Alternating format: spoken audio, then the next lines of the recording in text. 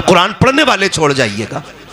हाँ, अगर आपने ये काम कर लिया तो आप सबसे ज्यादा होशियार आदमी हैं। होशियार वो नहीं, मैं अक्सर कहता हूं जिसके पास जमीनें हैं, फैक्ट्रियां हैं, मीलें हैं, वो कामयाब नहीं। कामयाब वो है जिसके पीछे कुरान पढ़ने वाले हैं। ये हाफिज कुरान बैठे, मैं मानता हूं लोगों का नजरिया क्या मिलेगा हाफिज जी बना के, 5,000, 10,000, 15,000। मैं कसम खा के कहता हूं इन्हें रुपए तो कम मिल सकते हैं लेकिन इज्जत इन्हें सबसे ज्यादा मिला करती है। बेशक बेशक, ऐसे ही है कि नहीं भाई? इज्जत इन्हें सबसे ज्यादा मिला करती है, सबसे ज्यादा इज्जत इनको मिलती है। पूछो, एयरपोर्ट पे जाते जहां कुर्ता टोपी वाला बैठा होता वहां करवट में कोई आके भी नहीं बैठता है जी। हाँ, करवट में भी कोई नहीं बैठता है। आप कितने भी पैसे वाले हो जाओ, क्लीन शेव हो, शूट बूट में हो, तो कंडक्टर कहता हटिए जरा इधर को। बस का कंडक्टर कह देता जिसके कपड़े कई जगह चपटे होते, हटना जरा इधर को। और आप अगर चेहरा सिर्फ इल्म वाला वाला बना लो ना, उलमा वाला चेहरा सिर्फ, तो आप अगर छोटे भी हैं ना तो कुछ भी नहीं कहेगा तो मुल्ला जी जरूर कह देता है। बेशक, ऐसे ही होता है कि नहीं भाई? तो अल्लाह ने इसमें इज्जतें बड़ी रखी हैं। और छोड़िए, उन्हें उठा के लाओ जो सोने के लुक़मे खाते हैं, मैं इन्हें लेकर के आता हूं जो दाल पानी रोटी सारी सूखी गीली खाते हैं। मैं इन्हें लेकर के आता हूं, फिर आके चेक कीजिएगा मुश्किलें किन पे ज्यादा हैं, आफतें किसके साथ ज्यादा हैं।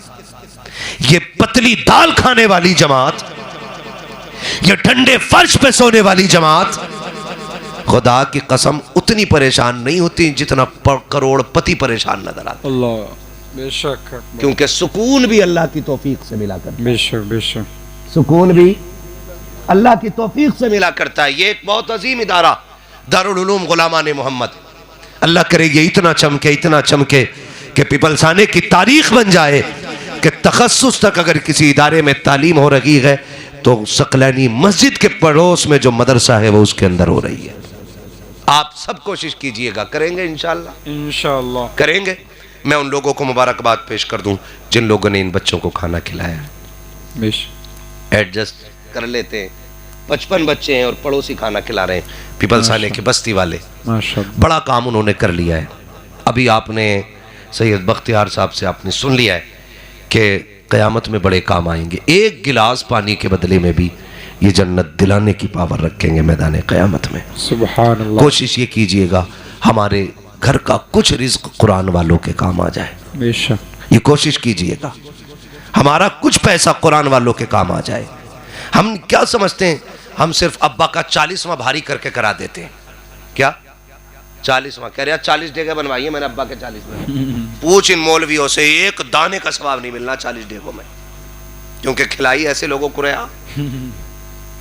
सारे वही आ रहे हैं जिनके ये वलीमे खा के आया, उन्हें अब्बा का 40वां खिलवा रहा है, कोई सवाब रत्ती भर नहीं मिलना है।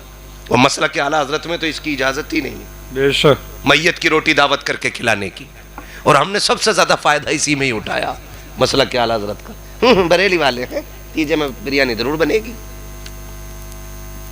40वें में 4 भगोने बनने, कुछ नहीं होना है। इधर मरने वाले के वारिसों पे कर्जा चढ़ता है, उधर कब्र में वो करवटें बदलता, मौज आती है ठलवों की जी, जो बोटी के लिए लड़ जाते हैं मैयत की रोटी में भी। अल्लाह, मत आइए इनके धोखे में, बंद करो ये इतने फालतू के खर्चे कि गरीब आदमी टेंशन में आ रहा मरने से पहले, मर गया तो बिरयानी किधर से बनेगी यार, 40वें का खर्चा कौन उठाएगा। मुझ पे तो आईसीयू का पहले ही 50,000 का बिल कर्जा हो गया है, वो डर रहा है, लेकिन हम नहीं। आप एक काम कीजिएगा, अगर चाहते हो ना आपके खानदान में कोई बख्शा जाए या किसी के इसाले सवाब के लिए आप कुछ करना चाहते हैं, आइए सैयद साहब की बारगाह में, इदारे के किसी भी जिम्मेदार के पास आ जाइए, या इस इदारे के जो सरपरस्त लोग हैं, हाजी साहब के भतीजे वगैरह, ये जो भी है, आप उनके पास आ जाइए और उनसे कहिए हम चाहते हैं कि हम अपने वालिद के इसाले सवाब के लिए कुछ करें, हमें मदरसा दिखाओ। आना मदरसे के अंदर, फिर इन कुरान वालों का जायजा लेना, इनमें कोई भी ना करोड़पति का बेटा नहीं होगा, इनमें एक भी अरबपति का बेटा नहीं होगा, इनमें कोई भी सरकारी मुलाजिम का बेटा नहीं होगा, इनमें एक भी IAS IPS का बेटा नहीं होगा, इनमें एक भी MBBS का बेटा नहीं होगा, क्योंकि अमीर दुनिया को चाटते हैं और गरीब कुरान की तरफ भागा करते हैं। सुभान अल्लाह, बेशक गारंटी के साथ कह रहा हूं मैं, इनमें अक्सर गरीबों के बच्चे होंगे, गरीबों के बच्चे अक्सर कुरान की तरफ आते हैं।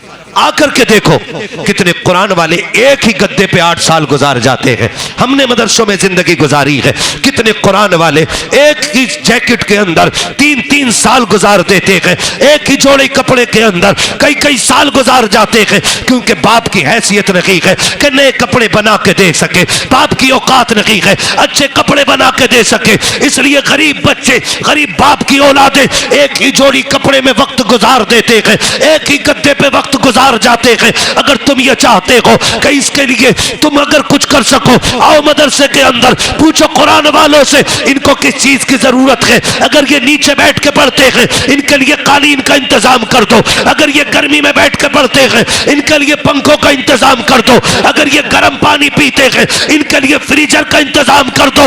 आप अगर कहेंगे कि इससे क्या मिलने वाला है, आप तो मर के कब्रों में चले जाओगे। 40वें के बाद कोई तुम्हारी कब्र पे, फूल तो बड़ी बात है, मिट्टी चढ़ाने वाला नहीं आएगा, हाथ उठाने तो बड़ी बात है, कोई तुम्हारा नाम लेने वाला नहीं होगा। अगर तुमने कुरान वालों के लिए यहाँ पंखे लगवा दिए, अगर फ्रिज का इंतजाम करा दिया, इनके लिए बैठने के लिए फर्श का इंतजाम करा दिया, तुम कब्रों में होगे। मौसम गर्मी का आएगा, इनको पसीना आएगा, इनको गर्मी लगेगी, ये कुरान लेकर के पंखे के नीचे बैठेंगे, तेरा दिया हुआ पंखा एक चक्कर लगाएगा, ठंडी हवा उतर के इनके सीने से लगेगी, इधर हवा से इनका सीना ठंडा होगा।